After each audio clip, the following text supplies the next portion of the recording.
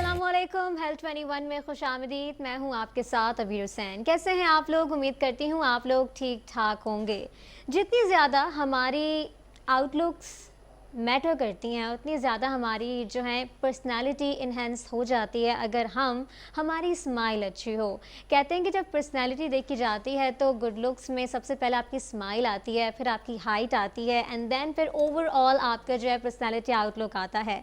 और आप समझ ही गए होंगे कि मैं किस हवाले से बात कर रही हूँ। जी हाँ, मैं डेंटल हाइजीन के हवाले से बात कर रही हूँ और आज हमारे साथ मौजूद हैं डॉक्टर ईसा लेबॉर्ट्री से डॉक्टर नुमान शराजी। उनसे बात करेंगे। वो पहले भी हमारे शो में आ चुके हैं लेकिन एक बार फिर आज हमारे साथ मौजूद हैं। उनसे बात करेंगे कि डेंटल हाइजीन की हिफाजत कितनी ज़्यादा ज़रूरी है, डेंटल इम्प्लांट्स क्या होते हैं। तो डॉक्टर नुमान कैसे हैं आप? अस्सलाम वालेकुम। बहुत शुक्रिया आपका, thank you. Thank you so much, आप आए, टाइम निकाला, एक बार फिर हमारे साथ आप मौजूद हैं। तो सबसे पहले ये बताइएगा डेंटल इम्प्लांट्स क्या होते हैं? देखिए जी, बहुत सारी ऐसी प्रॉब्लम्स होती हैं जिसकी वजह से दांतों में कैविटी लग जाए, दांतों में ख़राबी हो जाए और उसको टाइमली ट्रीट अगर ना किया जाए तो वो उसको निकालना पड़ जाता है। वैसे तो अगर दांतों में कोई प्रॉब्लम है तो उसको टाइमली ट्रीट कराना ज़रूरी है कि दांतों की फिलिंग करवा ली जाए या दांतों में अगर खाना वगैरह फंस रहा है। अगर फिलिंग की नौबत नहीं है, दांतों की ज़्यादा डीप कैविटीज़ हैं तो उसको रूट कैनाल करवा लिया जाए। लेकिन सम टाइम ऐसा होता है इग्नोरेंस की वजह से दांत इतने ज़्यादा डैमेज हो जाते हैं कि उनको निकालना ही पड़ता है। अच्छा, हम कब कब इग्नोर करते हैं? हमें खुद भी पता नहीं होता, हम मोस्टली इग्नोर कर रहे होते हैं चीज़ों को। लेकिन दांतों के बारे में एक बात ये मैं कहूँगी कि जब तक हमें दर्द महसूस नहीं होता तब तक हम अपने दांतों को छेड़ते भी नहीं हैं। एग्जैक्टली ऐसा ही है। दांतों में नेचुरली जब तक हम खाते चबाते हैं तो उसमें खाना फंसने की गुंजाइश नहीं होती अनटिल अनलेस के कोई दांतों में आपके वो बीच में गैप्स ना हो। तो अगर कहीं कोई पॉकेटिंग है, कोई खाना फंसने की कंडीशन है तो लोग उस वक्त बॉदर नहीं करते जब तक वो पेन ना हो। हालांकि सबसे पहला साइन शुरू हो जाता है उस वक्त जब दांतों में खाना फंसना शुरू हो। तो जैसे ही हमारे दांतों में खाना फंसना शुरू हो या अगर दांतों में ठंडा गर्म लगता है या सेंसिटिविटी है या ब्लीडिंग गम्स हैं, ये सारे इनिशियल साइंस हैं कि अगर इनमें से कोई भी चीज़ आप एक्सपीरियंस कर रहे हैं तो it's a time to go and check the dentist, कि आप डेंटिस्ट के पास जाएं। अगर ये प्रॉब्लम उस वक्त इग्नोर कर दी जाए तो ये आगे चल के बड़ी प्रॉब्लम बनती है। फिर दांतों में कैविटीज़ बनती हैं जिसको फिर ट्रीट करवाना ज़रूरी होता है कि दांतों की आप फिलिंग करवाएं या रूट कैनाल करवाएं। और अगर ये इग्नोरेंस इस हद तक ज़्यादा हो कि दांत निकालने की कंडीशन बन जाए, देन फिर उस वक्त सबसे बेस्ट आइडियल रिप्लेसमेंट मेथड होता है इम्प्लांट। इम्प्लांट में ये होता है कि हम जो हमारी जबड़े की हड्डी है उस बोन के साथ एक छोटा सा screw like pin like structure होता है जो हम एक सपोर्ट के लिए उसको दांतों के साथ हड्डी के अंदर उसको ड्रिल कर देते हैं। जिस तरह की हम एक पूरी इमारत बना रहे हो तो उसके लिए बुनियादें डालनी होती हैं। तो बेसिकली एक हड्डी के साथ एक सपोर्ट लेते हैं हम, एक पिलर होता है जिससे हम उस पिलर की सपोर्ट से दांत ऊपर लगाते हैं। तो इससे पहले कन्वेंशनल तरीके थे जिसमें दांतों की रिप्लेसमेंट के लिए हम पोर्सलिन ब्रिजेस यूज़ करते थे कि हमारा एक दांत अगर कोई मिस हो जाता था अनफॉर्चुनेटली किसी वजह से तो उसके सराउंडिंग टूथ को आगे पीछे के दांत को काट कर अननेसेसरीली छोटा किया जाता था। पेनफुल होता था उस टाइम, पेनफुल भी होता था और प्लस ये कि एक ऐसा टूथ जिसमें कोई प्रॉब्लम नहीं है, जिसमें आपको बिल्कुल साउंड हेल्दी टूथ है, उसको अननेसेसरीली सिर्फ दूसरे दांत की सपोर्ट देने के लिए हम उसे काट के छोटा करते थे। सपोज अगर कोई एक दांत बीच में मिस हो जाता है तो हम आगे पीछे के दोनों दांतों को काट कर और उसको कवर कर देते थे, ढक्कन लगा देते थे। तो एक दांत की वजह से दो नेचुरल साउंड टूथ भी कॉम्प्रोमाइज करने पड़ जाते थे। ये इसमें बेस्ट तरीका ये है, इसकी अच्छी बात यह है डेंटल इम्प्लांट्स के अंदर कि जिस जगह दांत आपका मिसिंग है सिर्फ उस जगह की बोन में हम एक पतला ड्रिल करके एक स्क्रू लगा देते हैं और वो बोन से सपोर्ट लेते हैं और उसके बाद हम उसके ऊपर दांत लगाते थे। तो इसमें कितना टाइम लगता है और आप एनेस्थीसिया का भी इस्तेमाल करते हैं? बिल्कुल, एनेस्थीसिया दांत निकालने के लिए जिस तरह लोकल एनेस्थीसिया यूज करते हैं, सिंपली जिस साइट पर ये काम किया जा रहा है सिर्फ उस जगह पर इंजेक्शन लगता है। पूरी जनरल एनेस्थीसिया की जरूरत नहीं होती कि पूरी बॉडी को बेहोश किया जाए और इसमें कोई टाइम नहीं लगता। ये बिल्कुल दांत निकालने से ज्यादा आसान काम है इम्प्लांट प्लेसमेंट करना, या उस जैसा ही काम है इम्प्लांट प्लेसमेंट करना। तो जैसे दांत निकालने के लिए हम उस जगह को लोकलाइज्ड सुन करते हैं, एनेस्थीसिया देते हैं, इसी तरह से इम्प्लांट के लिए उस जगह को लोकलाइज्ड सुन किया जाता है और फिर एक पतली ड्रिल होती है। वो बहुत ही माइनर सा प्रोसीजर होता है, इसमें कोई पेन नहीं होता, कोई ऐसा सर्जिकल प्रोसेस नहीं है, बहुत सिंपल सा प्रोसीजर है। और इनफैक्ट जब समटाइम्स ऐसा होता है कि दांत निकालने के लिए सर्जिकल एक्सट्रैक्शंस हमने करनी पड़ती हैं, जब रूट्स टेढ़ी हों या रूट अंदर टूट जाए या इस तरह की कोई चीज़ हो, तो आई थिंक कि वो सर्जिकल एक्सट्रैक्शन ज़्यादा मुश्किल होती है, ज़्यादा पेनफुल होती है रेदर देन इम्प्लांट्स। तो इम्प्लांट दांत निकालने से ज़्यादा आसान काम है और इसमें कोई पेन नहीं होता, बहुत सिंपली हम इम्प्लांट प्लेस करवा ठीक देते है। हैं। अच्छा, ये कोई बहुत ज़्यादा टाइम टेकिंग प्रोसेस नहीं है। द डे ठीक है। When we insert the implant, उसके बाद हम उसको छोड़ देते हैं फॉर 6 to 8 वीक्स, 6 से Okay. 8 हफ्तों के लिए, कि वो टाइम जब एक बॉडी की नेचुरल हीलिंग की वजह से बॉडी के अंदर ऑसियो इंटीग्रेशन होती है, यानी कि उस इम्प्लांट के गिर्द हड्डियां ग्रो करती हैं और उसको बिल्कुल ग्रिप कर लेती हैं। तो अब जब उसकी सपोर्ट और एनकरेज इतनी ज़्यादा अच्छी हो जाती है, देन फिर हम 8 हफ्तों के बाद, ऑलमोस्ट 2 महीनों के बाद, 2 से 3 महीनों के बाद हम उसको चेक करते हैं एक्सरे करके, और अगर वो प्रॉपर ग्रिप्ड होता है देन फिर हम उसके ऊपर दांत लगाते हैं, दांत फिक्स लगाते कर हैं। देते अच्छा ठीक है, भी बताइएगा डेंटल इम्प्लांट्स के बाद आप किसी किस्म में कोई प्रिकॉशंस पेशेंट्स को सजेस्ट करते हैं कि आपने ये नहीं खाना, ये नहीं पीना, ऐसे आपने दांतों की सफाई करनी है? देखिए, ये 2 स्टेजेस हैं। एक तो ये होता है कि जब हम सिर्फ इम्प्लांट लगा देते हैं सही। और उसके ऊपर दांत नहीं लगाते, तो उस दौरान एक जो जब इनिशियली सर्जरी होती है तो बस जो सर्जिकल प्रिकॉशंस होती हैं वो लेते हैं। जब दांत एक दफ़ा लग जाते हैं उसके बाद फिर ये कि आप उससे नेचुरली जो कुछ आप खाते चबाते हैं वो सारी चीज़ें खा चबा सकते हैं और यूज़ कर सकते हैं। ठीक है। अननेसेसरीली कुछ लोगों की हैबिट्स होती है, दांतों का मिसयूज़ भी लोग बहुत ज़्यादा करते कैसे हैं। करते हैं मिसयूज? मसलन लोगों को हमने देखा है कि वो जो कुछ प्रोफेशनल इलेक्ट्रिशियंस होते हैं वो दांतों से तार भी छील रहे होते हैं, कुछ लोग दांतों से कोल्ड ड्रिंक के ढक्कन Dry खोल रहे fruits होते हैं, भी ड्राई फ्रूट्स खोल रहे होते हैं। हैं। तो इतना वो दांत, स्पेशली अखरोट। एग्जैक्टली तो ये दांतों पे इतना बर्डन ना दें, दांत इन चीजों के लिए नहीं है, आप दूसरे प्रोसेस इस्तेमाल कर लें। अखरोट बहुत सारी और चीजों से भी अच्छा तोड़े मुझे जा सकते एक हैं। चीज़ ये भी पूछनी, पुराने ज़माने के जो लोग होते थे वो शुगर केन हो गई, अखरोट हो गए, बादाम हो गए, वो बड़े मजबूती से तोड़ लिया करते थे, लेकिन आज अगर देखा जाए तो इतनी मजबूती दांतों में नहीं होती। क्या ये आजकल के इन्वायरमेंट की वजह से है या जो हम ग़िज़ाएँ खा रहे हैं उस वजह से है? बिल्कुल ऐसा है कि हमारी तो अब खैर ना वो हड्डियां वैसी हैं ना दांत वैसे हैं, बिल्कुल। हमारी बॉडी की न्यूट्रिशन उस तरह की नहीं है, लेकिन फिर भी गन्ना तो आप आज भी चबा सकते हैं। देखिए, च्यूइंग एक अलग प्रोसेस है। गन्ना चबाने के लिए, दांत हमारे चबाने के लिए हम इसे चबा सकते हैं, लेकिन अखरोट तोड़ना या कोई और चीज़ तोड़ना या इनफैक्ट कोल्ड ड्रिंक के ढक्कन खोलना या इस तरह की चीज़ें, इससे दांतों पर अननेसेसरीली बर्डन पड़ता है। अच्छा, दांत में क्या होता है कि फोर्स तो दांत बियर कर लेता है, लेकिन कोई अनबैलेंस्ड फोर्स होती है। सब फर्ज करें किसी कॉर्नर पे आपका फोर्स लग रहा है दांत का, तो वो उस कॉर्नर से फौरन कोना झड़ जाता है दांत का, वो दांत ब्रेक हो जाता है, इवन पूरी पूरी पूरी टूथ लाइन फ्रैक्चर हो जाती है। तो ये चीज़ें दांतों से करने की नहीं है, आप अननेसेसरीली दांतों के ऊपर इन चीज़ों का बर्डन ना दें। तो इन चीज़ों को खैर इम्प्लांट किया, ये तो नेचुरल टूथ से भी नहीं करनी चाहिए, बिल्कुल। वरना इसके अलावा नॉर्मल जो डाइट है, जो खाना पीना हम खाते हैं, वो सारी की सारी चीज़ें आप दांतों से और इम्प्लांट के दांतों से कर सकते हैं। अच्छा ये बताएगा कि दांतों का इलाज इतना महंगा क्यों होता है, क्या रीज़न है? बिल्कुल, देखिए, दांतों का इलाज ये है कि इसमें एक तो स्टरलाइजेशन प्रोटोकॉल्स बहुत ज़्यादा इंपॉर्टेंट होते हैं। एक एक चीज़ को स्टरलाइज करना होता है, उसकी स्टरलाइजेशन की मेंटेनेंस करनी होती है, ईच एंड एवरीथिंग चीज़ों की डिसइंफेक्शन होती है, फिर उसके बाद स्टरलाइजेशन का प्रोसेस होता है। एक छोटी से छोटी चीज़, छोटी फाइल्स, छोटी से छोटे इंस्ट्रूमेंट भी जो यूज़ होता है उसको प्रॉपर स्टरलाइज किया जाता है। फिर जो है इंस्ट्रूमेंट्स होते हैं जिनको स्टेलाइज करना होता है, ओवरऑल अगर बात की जाए, लेकिन एक चीज़ ये भी पूछूंगी, स्टेलाइज करने के बाद कितने टाइम तक वो इंस्ट्रूमेंट्स को आप रिसाइकिल करके यूज़ कर सकते हैं? मतलब एक टाइम आता होगा ना कि आपको उसको डिस्कार्ड कर देने का वक्त भी आता होगा, तो ऐसा जो टाइम आता है वो कितने टाइम बाद आता है? देखिए, जो अलग अलग इंस्ट्रूमेंट्स हैं, इट डिपेंड्स कि किस नेचर का इंस्ट्रूमेंट है। जिस तरह से हम जो रूट कैनाल के लिए फाइल्स यूज़ कर रहे होते हैं, वो उसकी को बहुत ज़्यादा लाइफ नहीं होती, वो 2 to 3 पेशेंट्स 4 पेशेंट्स यूज़ करके उसकी थ्रेड्स होती हैं जिस पे इंडिकेशंस होती है, अगर अनथ्रेड्स हो जाए, अनथ्रेडिंग हो जाए तो आप उसको डिस्कार्ड करना पड़ता है। जो एग्जामिनेशन इंस्ट्रूमेंट्स हम यूज़ कर रहे होते हैं उनके ऊपर अगर फॉगिंग हो जाए, रस्टिंग हो जाए, क्योंकि 10 to 11 12 साइकिल्स के बाद वो मिरर जिससे हम चेक कर रहे होते हैं उस पर फॉगिंग हो जाती, तो उसको डिस्कार्ड करना पड़ता है। इसके अलावा भी एक दफ़ा आपने पूछा कि कितना ज़्यादा उसको कैसे हम यूज़ कर सकते हैं, तो एक दफ़ा जो इंस्ट्रूमेंट्स ऑटोक्लेव होते हैं, स्टरलाइज्ड होते हैं, उनको फिर वो प्रॉपर पाउच्ड पैक्ड होते हैं। ठीक है। तो जब वो एक दफ़ा हम पाउच को टियर करते हैं एग्जामिनेशन के लिए, तो उसके बाद उस वक्त तक उन इंस्ट्रूमेंट्स को दूसरे पेशेंट्स पे हम यूज़ नहीं कर सकते जब तक वो दोबारा उस सारे प्रोटोकॉल से गुजरे, उस सारे स्टरलाइजेशन साइकिल से गुजरे, that is the washing, disinfection, sterilization. तो उन सारे प्रोसेस से गुजरने के बाद एक हम मुंह खोल के जो मिरर भी डाल के चेक करते हैं, उसको दोबारा यूज़ होने के लिए उस सारे प्रोसेस से गुजरना पड़ता है। और प्लस ये कि फिर डेंटल्स के अंदर जो मटेरियल्स यूज होता है, जी। जो सीमेंट्स यूज होता है, वो कोई भी लोकल मेड नहीं है। वो सारी की सारी चीजें, एक छोटी से छोटी चीजें भी वो इंपोर्टेड यूज होती हैं, पाकिस्तान में नहीं बनती।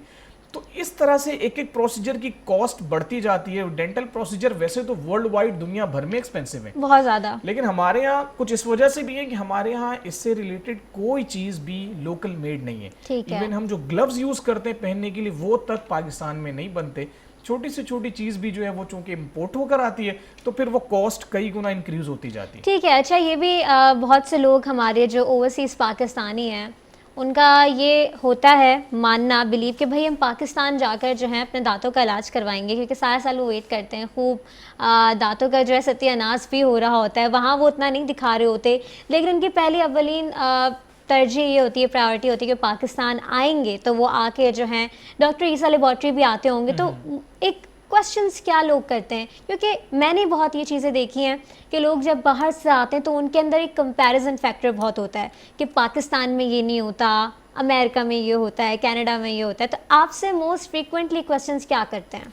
देखिए, बिल्कुल जैसा आपने जिक्र किया, ये हमारे साथ ये बहुत होता है। Number of patients and number of experience we have कि लोग बाकायदा, हमने ऐसे भी पेशेंट्स डील किए हैं जो वीकेंड पे हमसे अपॉइंटमेंट लेकर आते हैं और 1-2 दिन के अंदर ट्रीटमेंट करा के वो वापस चले जाते हैं। हाँ। क्योंकि वहाँ मिडिल ईस्ट के अंदर इनफैक्ट जो करीब की ट्रेवलिंग है, बिल्कुल। इतना ज़्यादा डेंटल प्रोसीजर एक्सपेंसिव है कि वो वहाँ अफोर्ड नहीं कर पाते। लेकिन उसके अलावा भी जो लोग वेकेशंस पर आते हैं, समर वेकेशन या विंटर वेकेशन आते हैं, तो उनकी प्रायोरिटी होती है कि हम अपने एंगेजमेंट में से टाइम निकाल के ज़रूर जो हमारे अगर डेंटल प्रॉब्लम्स हैं तो उसको ट्रीट करवा लें, क्योंकि वहाँ दे आर हेल एक्सपेंसिव। बिल्कुल। तो यहाँ पर वो आके ट्रीट करवाते हैं। लेकिन अब उसमें यह है कि अच्छा, हमने देखा ये है कि वहाँ पर कोई भी जो दूसरे वहाँ के डेंटिस्ट हैं उनसे बहुत ज़्यादा सेटिस्फाई नहीं होते। उनकी प्रायोरिटी होती है कि पाकिस्तान के अच्छे क्वालिफाइड डेंटिस्ट के पास हम जाएं, एक अच्छे सेटअप में जाएं और यहाँ पर डेंटल प्रोसीजर्स कंप्लीट करवा लें। सेटिस्फाई क्यों नहीं हो पाते, आप क्या समझते हैं? शायद उनके कुछ कम्युनिकेशन प्रॉब्लम होती है, वहाँ उनकी ज़बान प्रॉपर नहीं समझ रहे होते, या फिर उस तरह के वहाँ पर ज़्यादातर जो हमने देखा ये कि वहाँ पर ज़्यादातर जो हमारी जेंट्री है वो इंश्योरेंस पे वहाँ पे डील कर रही होती है। तो वहाँ पे इंश्योरेंस में वहाँ की प्राइवेट प्रैक्टिस अलग तरह की है, वहाँ पे इंश्योरेंस में जो डेंटल सर्विसेज प्रोवाइड की जाती हैं वो बिल्कुल अलग तरह की होती हैं। अब तक मतलब दुनिया भर में अब जो है वो चांदी की फिलिंग नहीं होती है, मलगम फिलिंग नहीं होती, लेकिन आज भी मिडिल ईस्ट के अंदर इंश्योरेंस के पेशेंट पे वही की जाती है। बिल्कुल। तो लोग वहाँ से ट्रेवल करके आते हैं और यहाँ से ट्रीटमेंट करवाते हैं। बट उनका सवाल यही होता है कि वहाँ पर वो चीज़ें बहुत ज़्यादा डेंटल क्लिनिक्स ऑर्गेनाइज्ड हैं, बहुत ज़्यादा वहाँ पर प्रोटोकॉल्स फॉलो किए जाते हैं जो यहाँ पर फॉलो नहीं किए जाते। तो उसका एक मेन रीज़न यही है कि यहाँ पर ज़्यादातर मतलब जो कुछ एक अच्छे सेटअप्स हैं, एक अच्छे क्वालिफाइड डेंटिस्ट के क्लिनिक्स हैं, सेटअप हैं, वहाँ तो ये चीज़ें फॉलो होती हैं। लेकिन जो क्वैक्स के क्लिनिक्स हैं वहाँ पर स्टरलाइजेशन प्रोटोकॉल्स नहीं होते, वहाँ पर इन अच्छा। चीज़ों को इतनी ज़्यादा अहमियत नहीं जाती। मतलब इवन हमारे पास ऐसे भी पेशेंट्स आते हैं जो कहते हैं कि डॉक्टर साहब हमने फलां जगह से ये 400 रुपये का दांत लगवाया है। 400 रुपये का वी दांत कांट लगवाया। इमेजिन कि 400 रुपये में कोई आपको क्या ट्रीटमेंट दे रहा होगा, जबकि बिल्कुल। वो हमारी कॉस्ट भी उससे कई गुना 10 टाइम्स ज़्यादा होती है। चार्ज करना पेशेंट को तो एक अलग बात है कि हम क्या चार्ज करते हैं, बट हमारी कॉस्टिंग भी इससे 10 टाइम्स कहीं ज़्यादा होती। तो अब ये कि जिसको आर्टोक्लेव नहीं, जिसको स्टरलाइजेशन नहीं करना, जिसको हर इंस्ट्रूमेंट्स के लिए पाउचेस नहीं खरीदने, जिसको और दीगर चीज़ों पे एक्सपेंस नहीं करना, तो उसके लिए क्या बुरा है कि वो आपको कुछ भी लगा दे। नहीं, वो 400 रुपये का दांत तो लगवा लेते होंगे, लेकिन 400 नई बीमारियां भी साथ लेकर आते एग्जैक्टली होंगे। ऐसा ही है। ये लोग उस वक्त नहीं समझते। एक तो ये कि वो क्या मटेरियल लगाते हैं ये भी नहीं पता होता। दूसरी चीज़ ये कि वहाँ पर प्रोटोकॉल्स फॉलो ना होने की वजह से वो इतनी ज़्यादा कम्युनिकेबल डिजीजेस की प्रॉब्लम है कि आप एक छोटी सी प्रॉब्लम, आपके दांतों की प्रॉब्लम है, और उसके बिहाफ आप उसके पीछे आप हेपेटाइटिस बी, हेपेटाइटिस सी और इस तरह बड़ी बीमारियों के अंदर अपने आप को शामिल कर लेते हैं, अपने आप को मुब्तला कर लेते हैं। तो ये बिल्कुल है ही है कि दांतों की प्रॉब्लम एक बहुत ज़्यादा, जो दांतों के इंस्ट्रूमेंट से, डेंटल क्लिनिक से जो डिजीज़ेस कम्युनिकेट होती हैं वो बहुत ज़्यादा एक कौन कौन सी डिजीजेस हैं हेपेटाइटिस के अलावा जो लोगों में ट्रांसफ़र हो जाती हैं, जो लोगों को पता भी नहीं होता यूजुअली? लेकिन सिंपली आजकल जिस तरह से इतना कोविड-19 की पैंडेमिक है, तो ये तो एक एयरबॉर्न डिजीज है। ये तो फैलती ही थूक के जरिए से है कि अगर आपके थूक के सलाइवा ड्रॉपलेट्स हैं, अगर वो कहीं पर गिर रहे हैं और आप उस सरफेस को टच कर ले रहे हैं तो आपको कोविड हो जाता है, अगर आप अपने फिर वो बॉडी को टच करते हैं। तो अब अगर से फॉर सपोज कि अगर कोई ऐसा डेंटल क्लिनिक है जहाँ पर स्टरलाइजेशन को फॉलो नहीं किया जा रहा, तो वहाँ पर तो अगर कोई इंस्ट्रूमेंट यूज़ हुआ है किसी पेशेंट के ऊपर जो एसिम्प्टोमेटिक पेशेंट है, जिसको कोविड है और उसको नहीं पता है या डॉक्टर ने नहीं पूछा, तो उस इंस्ट्रूमेंट्स के जरिए से तो वो थूक भी अगर टच हुआ है तो वो तो हर पेशेंट को स्प्रेड होगा, जब तक वो उसके अंदर वो वायरस होगा वो दूसरे को ट्रांसमिट होता रहेगा। तो ये तो ट्रांसमिशन का एक बहुत बड़ा सोर्स है अगर प्रॉपर स्टरलाइजेशन ना हो और इंस्ट्रूमेंट्स जो हैं वो स्टरलाइज ना हो। तो डॉक्टर ईसा लेबॉर्ट्री ने कितना ज़्यादा SOPs का ख्याल रखा कोविड में, और ये भी बताएगा कि स्पेशल डिस्काउंट पैकेजेस आप प्रोवाइड कर रहे हैं सीनियर सिटीजन्स को? बिल्कुल, देखें सीनियर सिटीजन के लिए तो हमारे पास एक overall through out the package, through out the year का एक पैकेज है। But right now considering the pandemic condition, हमारे CEO डॉक्टर फरहान ईसा का ये एक विजन है कि हर तरह से लोगों को सर्विसेज भी दी जाएं और उनको चार्जेस भी रीजनेबल किया जाए कि वो फैसिलिटेट हम उनको कर सके। तो बिल्कुल अभी we are offering 30% off on every dental procedure till सितंबर और होपफुली टिल 5 अक्टूबर। तो अभी इस राइट नाउ इस पेंडेमिक की कंडीशन के अंदर जहाँ पर लोगों भी प्रॉब्लम्स में है, इकोनॉमिकल स्ट्रेस भी है लोगों के ऊपर, बहुत ज़्यादा फाइनेंशियल क्राइसिस भी आया है लोगों पर, और अल्टीमेटली इन सारी चीज़ों के दौरान अगर कहीं दांतों में कोई प्रॉब्लम है तो उसको ट्रीट भी करना है। तो उन दोनों चीज़ों को मद्देनजर रखते हुए डॉक्टर ईसा लेबॉर्ट्री और स्पेशली नॉर्थ नाजिमाबाद ब्रांच हमारी जो कि ब्लॉक H नॉर्थ नाजिमाबाद में है, ब्लू बिल्डिंग है, तो we are offering 30% discount on every dental procedure. आप आएँ, विजिट करें, कोई भी आपको प्रॉब्लम है तो उसको जो है वो ट्रीट करवाएं। दैट्स वेरी नाइस के 30% ऑफ दे रहे हैं डेंटल ट्रीटमेंट पे टिल 15th of October। अच्छा, डेंटिस्ट के बारे में बात बहुत मशहूर होती है that they are very perfectionist, तो आप कितने ज़्यादा परफेक्शनिस्ट हैं पर्सनली? इसमें देखें, इसमें परफेक्शन ही मैटर करती है सारे ट्रीटमेंट के अंदर। मतलब हमारे ट्रीटमेंट के अंदर मार्जिन्स मिलीमीटर्स में हमारी मेजरमेंट होती है जब फिलिंग कर रहे होते हैं या जो और दीगर ट्रीटमेंट्स कर रहे होते हैं। अगर ज़रा सी भी आपकी परफेक्शन आप कहीं लूज़ करते हैं तो आपका प्रोसीजर फेलियर हो जाता है। आपकी एक्सट्रैक्शंस हैं, आपकी रूट कैनाल है, आपकी फिलिंग्स हैं। अगर सिंपली मैं आपको एक चीज़ समझाऊं कि अगर कोई दांत है जिसमें कैविटी और आप फिलिंग कर रहे हैं, तो अगर फिलिंग वो अपने लेवल से थोड़ी सी भी कम हो जाए, गड्ढा बन जाए, तो उसमें खाना फंसना शुरू हो जाएगा। लेकिन अगर वो फिलिंग थोड़ी सी भी मिलीमीटर्स में भी अगर हाई हो जाए तो वो दूसरे दांतों को टकराएगी, तो वो दांत प्रॉपर बन नहीं होंगे। बिल्कुल। तो इसलिए इतनी ज़्यादा परफेक्शन रिक्वायर्ड होती है इन चीज़ों के अंदर कि आप अपनी परफेक्शन से हटते हैं तो that means you are going towards the failure of the procedure. तो इसलिए बिल्कुल इसमें परफेक्शनिस्ट होना आपकी फील्ड की रिक्वायरमेंट भी है। अच्छा, फील्ड में परफेक्शनिस्ट है या फिर आप वैसे भी ओवरऑल पूरे पर हर चीज में परफेक्शनिस्ट हैं, हो चुके हैं वक्त के साथ? एग्जैक्टली, बिल्कुल, it comes with the time. क्योंकि जितना ज्यादा आपको एक्सपीरियंस होता जाता है, आप जब एक 12-15 साल की आप डेंटिस्ट्री कर रहे होते हैं, दैट मीन्स कि आपका एक रेगुलर काम ही यही होता है, सुबह से रात तक आपको जो है वो काम यही करना है। इवन हम किसी से मिल रहे होते हैं, किसी शख्स से मिल रहे होते हैं, कहीं पार्टी में जा रहे होते हैं, तो जब कोई बात कर रहा होता है हमारी पहली नज़र उसके दांतों पर जाती, इसके दांत किस तरह के। तो ये तो होता है कि जब आपका सुबह से शाम तक रूटीन ही यही है और आपका ब्रेड एंड बटर ही यही है, तो आपने अल्टीमेटली करना ही वही होता है। तो इसमें यह है कि बिल्कुल जब आपका इतना लॉन्ग एक्सपीरियंस हो और फिर आप एक सारा काम भी उस परफेक्शन के साथ कर रहे हो, तो डेफिनेटली एक्सपीरियंस के साथ साथ परफेक्शन आ जाती है। ठीक है, आखिर मैं आपसे ये सवाल करूँगी कि मसनूई दांत लगाना जो है वो क्यों ज़रूरी होता है? क्या ऐसा नहीं हो सकता कि हम जो है दांत की जगह खाली छोड़ दें? 30 सेकेंड है, बस आप बताइएगा। देखिए, जब भी कभी आप कोई दांत किसी वजह से निकलवा लेते हैं हम, तो उस जगह को रिप्लेस करना जरूरी होता है, क्योंकि अगर वहां पे हम दांत ना लगाएं तो हमारे नेबरिंग टूथ उस जगह झुक जाते हैं। तो एक दांत निकालने की वजह से उसके दाएं बाएं ऑपोजिट टूथ ये सारे के सारे डैमेज होते हैं। तो अनटिल अनलेस के वहां पर कोई दांत ना लगाया जाए, दैट मीन्स कि वहां पर खराबी होनी ही होनी है। ठीक है। तो हम कहते हैं कि अलग अलग प्रोसीजर्स हैं, ऑप्शंस हैं कि फिक्स दांत लगाएं, निकालने लगाने वाले लगाएं, इम्प्लांट्स करवा लें, बट उस जगह को किसी सूरत खाली ना छोड़ें। कोई भी दांत निकालने के बाद वहां दांत लगवाना लाजमी होता है। ठीक है, थैंक यू सो मच। हमारे साथ आज डॉक्टर नुमान शराजी मौजूद थे, डॉक्टर ईसा लेबॉर्ट्री से इनका ताल्लुक था। आप लोग जाएं डॉक्टर ईसा लेबॉर्ट्री विजिट करें, अक्टूबर तक जो है 30% डिस्काउंट हासिल करें जितनी भी डेंटल सर्विसेज हैं, और बिल्कुल भी इंतज़ार मत कीजिए, अपना ख्याल रखिए, साथ साथ अपने दांतों का भी बहुत ख्याल रखिए, क्योंकि अगर दांत नहीं होंगे तो आप मज़े की ग़िज़ाओं से जो हैं दूर हो जाएंगे। और अपना बहुत सारा ख्याल रखिएगा। फिर से इनको इजाज़त दीजिए, इंशाल्लाह आपसे मुलाकात होगी अगले शो में। अल्लाह हाफ़िज़।